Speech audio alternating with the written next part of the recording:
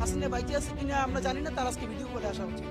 কারণ গত 15 বছরে এমন অনেক রেসপন্স আছে যেটা একজন ইউনিয়ন পরিষদের মেম্বার দেওয়া উচিত, যেই কথাও খাটে না সেটাও হাসিনা বলছে।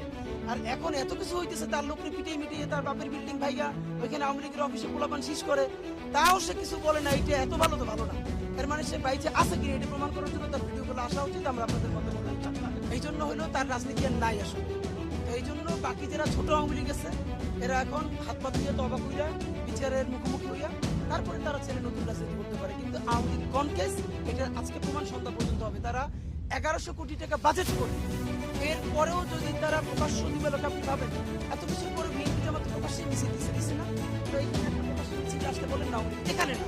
আপনার মাধ্যমে বলতে চাই তারা সারা ঢাকার যে কোনো জায়গায় প্রকাশ্য মিছিল করবে। তারা যখন অন্যের উপরে হামলা করছে, সামনে পুলিশ পিছনে পুলিশ, নিজেদের হেলমেট সাথে অস্ত্র, আমাদের সাথে লাঠি ছাড়া কিছু নাই, পুলিশ তো প্রশ্নই নেই আমাদের সাথে যাবে। আমরা জনতা তাদেরকে প্রতিরোধ করতে চাই, তারা সৎসাহস নিয়ে পারলে দাঁড়ান, যদি পারে তাহলে তাদের রাজনীতি থাকবে, না থাকলে মুসলিম লীগের যে পরিণতি হয়েছে তাও তো এখনো মুসলিম লীগ বলার কেউ আছে, এখানে কেউ নেই।